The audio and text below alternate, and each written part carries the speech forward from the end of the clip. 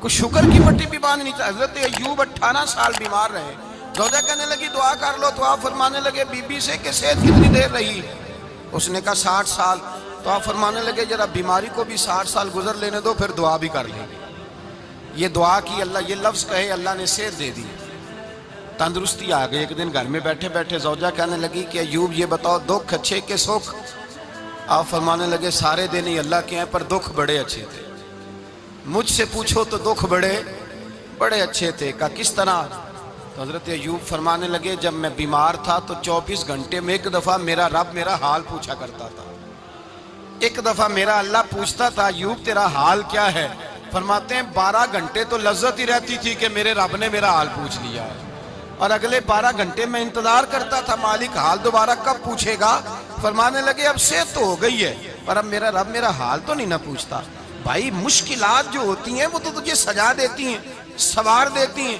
تجھے یاد آتا ہے کوئی اپنا, جب تجھے درد ہوتی ہے نا, تکلیف ہوتی ہے, پھر تیرا دل کرتا ہے کوئی کندھا ملے جہاں میں سر رکھ کے رہوں. پھر اسی لیے تو کسی درویش سے کسی نے پوچھا تھا اپنا کون ہوتا ہے؟ تو کہا جو تجھے دکھ کے وقت یاد آئے وہ تیرا اپنا ہے. جو تجھے عین آزمائش کے وقت یاد آئے اور تجھے اس کا نمبر فوراً تیرے موبائل پہ چلنے لگے, وہ تیرا اپنا سجن ہے جس کو تو دکھ کے وقت یاد کرے. تو بھائی مشکلات کے بعد جو اللہ آسانی دیتا ہے. حضرت ابراہیم کو آگ میں بھی پھینکا گیا, حضرت ابراہیم علیہ السلام کو ستایا بھی گیا, نکالا بھی گیا, لیکن جب ان مشکلات سے گزرے تو میرا رب فرماتا ہے وَإِذِ ابْتَلَىٰ إِبْرَاهِيمَ رَبُّهُ بِكَلِمَاتٍ فَأَتَمَّهُنَّ قَالَ إِنِّي جَاعِلُكَ لِلنَّاسِ إِمَامًا. کہا جب ابراہیم پورے اترے تو پھر ہم نے انہیں امام بنا دیا. یا اللہ کس طرح کی امامت دی؟ فرمایا میں نے اتنی اعلیٰ شان عطا کی ہے کہ اپنے لاڈلے رسول کو جناب ابراہیم کی نسل میں پیدا فرما دیا ہے. میں نے مصطفیٰ کو ان کی نسل میں پیدا کر دیا, قیامت تک کے لیے ان کا وقار بڑھا دیا. اللہم صلی علی محمد وعلی آل محمد کما صلیت علی ابراہیم وعلی آل ابراہیم. ان کی عظمت بڑھا دی, اس لیے کہ جب وہ آزمائش سے گزر کر کے آئے پھر جو آسانی دی. میرے نبی پاک صلی اللہ علیہ وسلم نے دین ابراہیمی کی بہت ساری چیزوں کو رکھا, کہا میں ملت ابراہیمی پہ ہوں. جب کوئی مشکلات کو عبور کر کے آتا ہے, جب کوئی تکلیفیں سہ کر کے آتا ہے, اس کے لیے جو اجر ہوتا ہے, اس کے لیے جو پھر اللہ کتنی ذرا بڑی توجہ کیجئے گا. لوگ سمجھتے ہیں فلاں آدمی مشکل میں ہے تو شاید مشکل میں ہی رہے گا, فلاں آزمائش میں ہے تو شاید میرا اللہ فرماتا ہے ایک مشکل دے کے میں 2 آسانیاں بھی دوں گا. تم مشکل دیکھ رہے ہو, مشکل نہ دیکھو, وہ جو اس کو بعد میں آسانی آنے والی ہے, اور ڈبل جو میں اس پر نعمت کرنے والا ہوں اس کو دیکھو. حضرت یوسف کو بھائیوں نے کنویں میں ڈال دیا تھا, اور جب کنویں سے نکلے تو مصر کے بازاروں میں بکے, اور پھر زلیخا نے الزام لگایا تو حالات بگڑ گئے. حضرت یوسف کو جیل جانا پڑا. کتنی کٹھن زندگی تھی, لیکن میرے مالک کو کچھ اور ہی منظور تھا. کنویں میں گرنے والے, بازار میں بکنے والے, جیل میں جانے والے, الزام لینے والے جناب یوسف کو رب کریم نے اسی مصر کا بادشاہ بنا دیا. اللہ پاک نے اسی مصر کا حکمران بنا دیا. یاری تیری سونا پر ازمیشاں تیریاں اگ, اے سونا پرکھیا جاوندہ ہی پہلو نال اگاں دے لگ. اس کے لیے تھوڑا سا جتن کرنا پڑتا, تھوڑے کٹھن حالات سے گزرنا پڑتا, تھوڑی آزمائشوں کا روپ دیکھنا پڑتا. ہم چاہتے ہیں کہ ہمیں چھیڑے کوئی نہ کوئی تکلیف نہ آئے, کوئی آزمائش. یہ ہو نہیں سکتا میرے بھائی, نامی کوئی بغیر مشقت نہیں ہوا. 100 بار جب عقیق کٹا تب جا کر نگی ہوا. ہم چاہتے ہیں کہ ہمیں کچھ بھی دقت نہ آئے, مشکلات نہ آئے, اور مشکلات تو انسان کو سنوارتی ہیں بھائی, وہ تو نکھارتی ہیں. کبھی پوچھا کرو جا کر کے کسی گندم کے دانے سے کہ تو کہاں سے ہو کے آیا ہے, کہاں سے نکل کے آیا ہے, تو وہ بتلائے گا کہ بڑے مشکل مراحل سے گزرا ہوں, اور پھر اللہ نے مجھے طاقت دی ہے کہ میں انسان کے وجود کا حصہ بناؤں. تو بھائی کٹھن مراحل, آزمائشیں, تکلیفیں, یہ انسان کو بڑا انسان بنا دیتی, یہ اس کے لیے ترقیوں کا پیش خیمہ ہوتی. ہمارے جوان پریشان ہو جاتے ہیں, عورتیں خاص کر کے اس بات پہ توجہ کریں, وہ بڑی جلدی غم لے جاتی ہیں. وہ کہتی ہیں جانے میرا کچھ ہوگا ہی نہیں, جانے میرا کچھ ہو ہی نہیں سکتا. میرے بھائی درجنوں اور بیسیوں لوگ ایسے ہیں جن کی اولادیں نہیں تھی, لیکن نام ان کا ان سے بھی زیادہ ہے جو بڑے بڑے صاحب اولاد. حضرت خواجہ معین الدین اجمیری کو جانتے ہیں آپ لوگ؟ نہیں، جو جانتے ہیں وہ بولیں۔ جانتے ہیں جی؟ لو جی، کافی سارے جانتے ہیں، تھوڑے جی رہ گئے نا۔ جانتے ہیں نا خواجہ صاحب کو؟ ان کے کسی بیٹے کو جانتے ہوں؟ نہیں جانتے، نہیں جانتے، نہیں جانتے آپ ان کے بیٹے کو۔ حضرت خواجہ معین الدین اجمیری رحمت اللہ تعالیٰ علیہ کے بیٹے کو نہیں جانتے، لیکن ویسے آپ ہندوستان میں کسی آدمی کو چھیڑ کے دیکھیں، وہ کہے گا میں خواجہ صاحب کا روحانی بیٹا ہوں، میں اولاد۔ حضرت غوث اعظم رضی اللہ تعالیٰ عنہ کی اولاد کو کم لوگ جانتے ہیں، لیکن آپ ویسے کسی کو پوچھ کے دیکھیں 11ویں والا پیر کون ہوتا ہے، ہر آدمی ہاتھ اٹھا کے بتائے گا خدا کے فضل سے ہم پر ہے سایہ غوث اعظم کا، ہمیں دونوں جہاں میں ہے سہارا غوث اعظم۔ لوگ جھوم کے بتلائیں۔ میرے بھائی، یہاں لوگ پریشان ہو جاتے ہیں کہ اولاد ہوگی تو یہ ہوگا، فلاں ہوگا تو یہ ہوگا۔ بھائی ایسی کوئی بات نہیں۔ میرے پاس پیسے ہوتے تو میرا ابا بیماری سے فوت نہ ہوتا۔ جو مالدار ہوتے ہیں تو کیا وہ بچ جاتے ہیں؟ حضرت اسرائیل انہیں چھوڑ جاتے ہیں؟ او خدا کے بندے، تو کیسی بات کر رہا ہے؟ یاد رکھ، یہ جو آزمائشیں ہوتی ہیں، یہ جو تکلیفیں ہوتی ہیں، یہ جو تھوڑے سے مشکل حالات ہوتے ہیں۔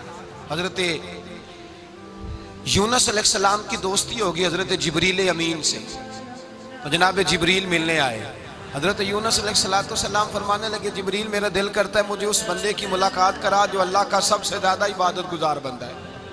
حضرت جبریل امین لے گئے دور دور فلسطین کے علاقے میں، اور لے جا کر ایک بندے سے ملاقات کرائی جس کی دونوں آنکھیں بھی کوئی نہیں تھی، دونوں بازو بھی کوئی نہیں تھی، دونوں پیر بھی کوئی نہیں تھی، اور اس بندے کی زبان پر لفظ بڑا کیا جاری تھے، یا اللہ تیرا شکر ہے، یا اللہ تیرا، بول کے کہیے، یا اللہ تیرا، اے اللہ تیرا شکر ہے۔ شکر شکر کر رہا تھا۔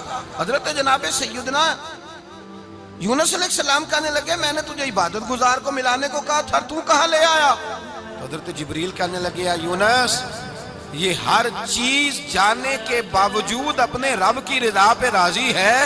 اس وقت دنیا میں نبیوں کے بعد جس سے اللہ سب سے زیادہ پیار کر رہا ہے وہ یہی بندہ ہے، یہ اپنے رب کی رضا پہ راضی ہے۔ اے تن میرا کنگی ہووے تے میں زلف سجن دی واواں، تے پوش میرے دی جتی بن جائے تے میں یار دی قدمی آواں، مارو مارو مینو مار مکاؤ کوئی عذر نہ پیش لے آواں، تے جے سونا ہی میرے دکھ وچ راضی، جے سونا ہی میرے دکھ وچ راضی، جے سونا ہی میرے دکھ وچ راضی، تے میں سکھ نو چلے ڈاواں۔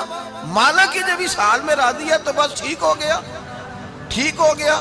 وصل اچھا ہے نہ فراق اچھا ہے، بس جس حال میں محبوب رکھے وہی حال اچھا ہے۔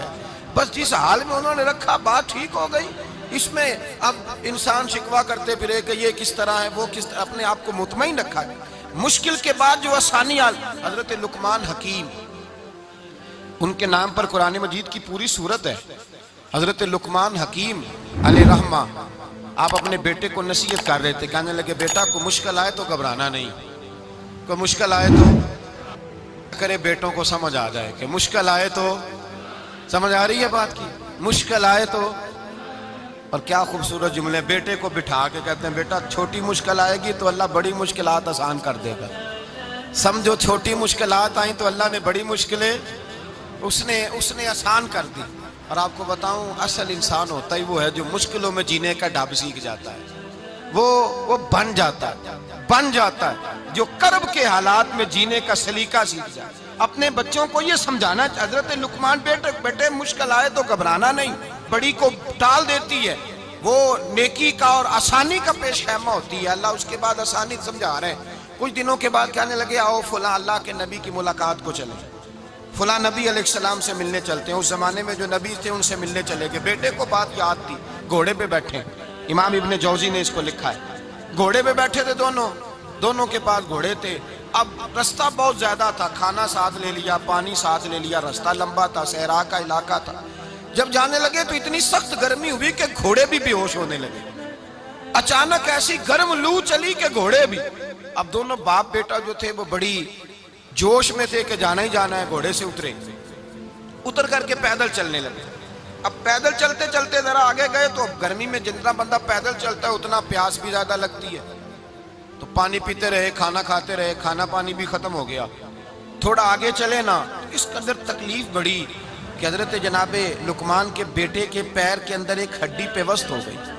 इतनी बड़ी हड्डी थी वो अंदर ही चली गई पैर में, खून के फवारे गिरने लगे, बेटा बेहोश हो गया। हजरत लुकमान उसके सराहने बैठे तो बेटा था ना, आंखों में आंसू आ गए। बेटे ने आंख खोली तो कहने लगा अब्बा जी आप तो सब्र करने वाले हैं, आप रो रहे हैं। फरमाया बेटे मैं क्या करूं, मेरे सीने में जो दिल है वो एक बाप का दिल है। तो बाप जो हुआ तेरा, तेरी दुख पर रोना आया। बड़ी मुश्किल से दांत के साथ हड्डी निकाली, हड्डी निकली तो खून भी चला। साहब ज्यादा कहने लगा हुजूर आपने तो कहा था हर मुश्किल के बाद आसानी होती है, और छोटी मुश्किल देख के अल्लाह बड़ी से बचा लेता है, तो हम तो अच्छे काम चले थे, मुश्किल पे मुश्किल, मुश्किल पे मुश्किल, ये क्या है। हजरत लुकमान कहने लगे बेटा ना तू रब की हिकमतों को जानता है ना पूरी तरह मैं जानता हूँ, लेकिन जो मैंने कहा था वो बात सच्ची है। फइन्ना मअल उसरि युस्रन, इन्ना मअल उसरि युस्रा। अल्लाह हर मुश्किल के बाद आसानी अता फरमाएगा, और फरमाया मेरा ईमान है कि जरूर जरूर अता फरमाएगा। ये बात कह रहे थे कि सामने से धुआं उठा, इतना सख्त धुआं उठा कि आपने सोचा शायद वहां बादिया वहां जाते। वहां चलने लगे तो पीछे से किसी ने आवाज दी ठहर जाओ, रुको। वहीं रुक गए। थोड़ी देर गुजरी तो कहा रुक जाओ। जब रुके तो एक बोलने वाला बोला, कहने लगा तुम्हारे लिए थोड़ी देर के बाद जानवरों का बंदोबस्त कर दिया जाएगा, खाने का भी बंदोबस्त हो जाएगा, बच्चे का पैर भी सही हो जाएगा, चले जाना, लेकिन जरा ठहरो। हजरत लुकमान कहने लगे बोलने वाले तू कौन है? तो कहने लगे मैं अल्लाह का फरिश्ता हूं, मैं अल्लाह का फरिश्ता हूं। कहा अल्लाह के फरिश्ते और ये सारा कुछ क्या है? तो फरिश्ता कहने लगा असल बात यह है कि सामने बस्ती पर मुझे अजाब नाज़िल करने का हुक्म मिला था, आप बड़ी तेजी से आ रहे थे, मैंने रब से दुआ की कि अल्लाह इस बाप बेटे की गलती कोई नहीं, मेहरबानी फरमा। रब ने पहले आपको सहरा में उलझाया, फिर मेरी दुआ की बरकत से आपके घोड़े ठहर गए, फिर मेरी दुआ की बरकत से आपका पानी खत्म हुआ, फिर मेरी दुआ की बरकत से आपके बेटे को जख्म आया, फिर मेरी दुआ की बरकत से सामने से धुआं उठा। फरमाया ये जो तुम्हें मुश्किल पे मुश्किल आ रही थी, ये तो मेरा रब तुम्हें अजाब से बचाना चाह रहा था। ये जो तुम्हें मुश्किल पर मुश्किल आ रही थी तो मेरा मालिक तुम्हें अजाब से बचा रहा था, तुम समझ नहीं रहे थे। हजरत लुकमान ने बेटे की तरफ देखा तो बेटे कहने लगे अब्बा जी बात बिल्कुल सच्ची है, अफदलु ज़िक्र ला इलाहा इल्लल्लाह, ला इलाहा इल्लल्लाह। और फिर पढ़ने लगे हस्बुनल्लाहु व निअमल वकील, निअमल मौला व निअमन नसीर। ये विर्द होने लगे। भाई जब तुझे मुश्किल आती है, आजमाइश आती है, तो उस वक्त समझता है पता नहीं मेरे साथ क्या बनने लगा है। अल्लाह तबारक व तआला छोटी मुश्किल दे के तुझे बड़ी से महफूज रखता है, छोटी बीमारी दे के तुझे बड़ी से महफूज रखता है। बल्कि मैं एक दफ़ा एक तकलीफ में, एक आजमाइश में मुब्तला हो गया, तो मैंने अपने हजरत से कहा कि हुजूर सारे दुख इकट्ठे ही आ गए, क्या किया जाए? तो आप फरमाने लगे बड़े खुश नसीब हो, जवानी में अल्लाह ने दुख दे दिए, बुढ़ापे में आए तो बर्दाश्त नहीं होते, ये तो बड़े वक्त पे आ गए, शुक्र अदा करना चाहिए। उस जमाने में बर्दाश्त नहीं होते, अब आसानी है, इनको बर्दाश्त करो, हिम्मत करो। मेरे भाई याद रखें आजमाइशें, तकलीफें आपको बड़ा करने के लिए आती हैं। हम आजमाइश को बुरा जानते हैं, दुख को बुरा जानते हैं। दुख तो बड़े प्यारे होते हैं, ये रोने का सलीका सिखाते हैं, ये अल्लाह को मनाने का तरीका सिखाते हैं, ये मस्जिद में जाने का। वो जो सुखी बंदा है ना, सुखी, मुझे एक साहब कहने लगे दो किस्म के लोग मदीने से आते, मदीना शरीफ पूछने लगे, कहने लगे हजरत जी दो किस्म के बंदे हैं, कुछ वापस जाते हुए तड़प रहे हैं, कुछ तस्वीरें खींच रहे हैं रुखसती के वक्त, फर्क क्या है? तो मैंने कहा वो जो तस्वीरें खींच रहा है वो अमीर आदमी है, उसे पता है कि मैं फिर टिकट ले लूंगा, महीने के बाद फिर आ जाऊंगा, और ये मदीना छोड़ते हुए तड़प रहा है, ये कोई गरीब है, ये कह रहा है पता नहीं दोबारा मौका मिले कि ना मिले, ये दुखी है, ये आजमाइश में। दुखी सुखी बंदा तो मक्के जाके नहीं रोता, वहां भी खड़ा है, डट के खड़ा, दुखी कोई नहीं तो रोए कैसे, रोए कैसे? दुखिए दी गल दुखिया ही जाने, दुखिए दी गल। ओ क्या खूबसूरत लफ्ज है मियाँ साहब की, और लफ्जों में हुसन देखे कहने लगे दुखिए दी गल, ये दुखिया ही जाने ते सुखिए नू की खबरा, ते यार जिन्हां दे मौत ने मारे रोंदे नहीं तक तक कबरा। ये मुश्किल मरहला होता है, जब इंसान तकलीफ में होता है फिर उसे एहसास होता है, और तकलीफ वाले को ही तकलीफ वाले की तकलीफ का एहसास होता है। जब आपको अल्लाह मुश्किल देता है तो समझ ले रब आसानी देना चाह रहा है, जब तेज धूप आती है तो समझ ले अल्लाह गर्म हवा गुजार के ठंडी बारिश बरसाना चाह रहा है, और जब चारों तरफ से घुटन हो, पंजाबी में कहते हैं गुम्मा लग जाए, تو پھر سارے بول کے کہتے ہیں اب جو طوفان آئے گا وہ سخت ہی آئے گا، اس لیے کہ گھٹن جتنی زیادہ ہوتی ہے پھر فضل بھی اتنا. جن لوگوں نے تکلیفیں زیادہ سہی تھی رب نے عزتیں بھی زیادہ ہی عطا فرمائی. جن لوگوں نے تکلیفیں زیادہ سہی نا انہیں اللہ نے درجہ بھی.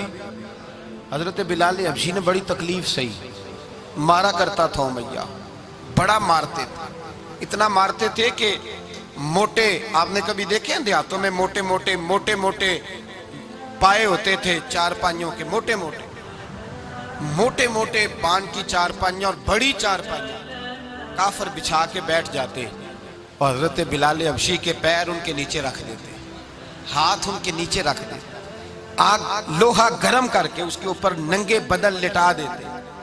مکے نے بڑی آزمائشیں دیکھی، پھر اسی مکے نے مدینے نے عجیب رنگ دیکھا کہ میرے نبی معراج سے واپس آئے اور حضور نے عظمت دی. فرمایا بلال یار تیرا بڑا مقام ہے، تو مدینے میں چل رہا تھا اور میں جنت میں تیرے قدموں کی آواز سن رہا تھا.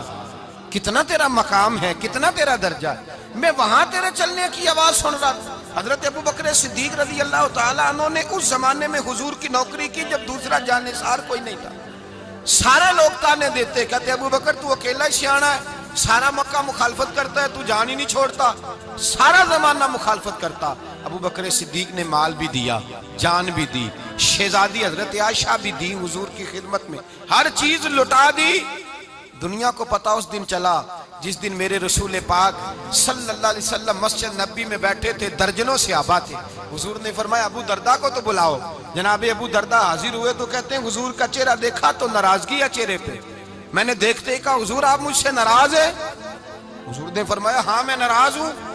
جب یہ لفظ کہے تو میں کانپنے لگا، حضور ناراض ہو گئے. میں نے کہا یا رسول اللہ میری غلطی. تو نبی پاک نے فرمایا تو میرے ابو بکر کی عظمت نہیں جانتا؟ حضور جانتا ہوں. حضور کیا ہوا؟ نبی پاک نے فرمایا کل تو گلی میں گزر رہا تھا، ابو بکر بھی گزر رہا تھا، تو نے سوچا ہی نہیں تو میرے ابو بکر کے آگے آگے چل رہا تھا؟ یہ خیال ہی نہیں آیا تجھے پتا نہیں کہ جس نے میرے ساتھ نیکی کی میں نے بدلہ چکا دیا ہے. ابو بکر کا بازو تھام کے اللہ کی بارگاہ میں لے جاؤں گا، میرا رب بھی اسے بدلے عطا فرمائے گا. یہ عظمت، یہ شان، یہ بلندی اور رفعت مشکلات سے گزرنے کے بعد ملی. میرے نبی پاک صلی اللہ تعالیٰ علیہ وسلم کے ساتھ مولا کائنات شیر خدا حضرت علی نے 9 سال کی عمر سے وفات شروع کی اور تا دم آخری حضرت علی نے وفا کی مصطفیٰ سے. کٹھن مراحل سے گزرے، کٹھن مراحل سے. حضرت علی کہتے ہیں میں ہر جنگ میں ہر جہاد میں ساتھ تھا، پر جس دن مکے اور مدینے سے آنے والوں کو حضور بھائی بھائی بنا رہے تھے، مہاجر اور انصار کو بھائی بھائی بنا رہے تھے. فرماتے ہیں میں تنہا کھڑا تھا، کوئی کسی کا بھائی بن گیا، کوئی کسی کا بھائی بن گیا، میں اکیلا کھڑا تھا اور میں سوچ رہا تھا کہ یار میں کدھر جاؤں.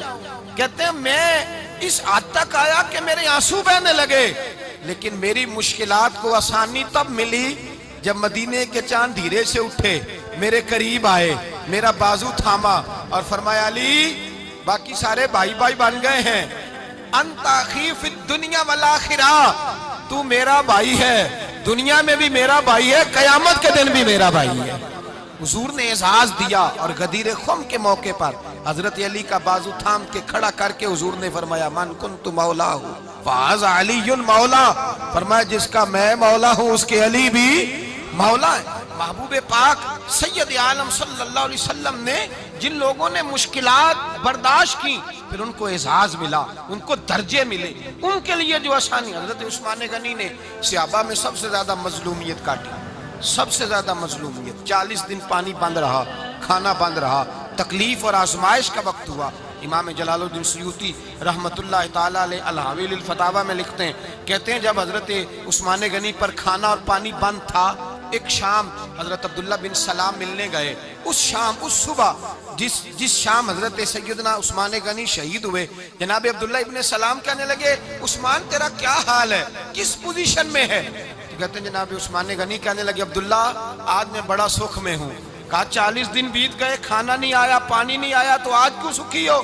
فرمانے لگے آج مدینے کی سامنے والی گلی میں میں نے مصطفیٰ کا دیدار کیا ہے اور نبی پاک صلی اللہ علیہ وسلم نے فرمایا عثمان اگر تو کہے تو تیرے لیے پانی کا بندوبست کر دیا جائے، تیری مشکل آسان ہو جائے، اور اگر تو کہے تو تیرے لیے وہ آسانی کی جائے کہ آج تو میرے پاس آ کے روزہ افطار کر لے.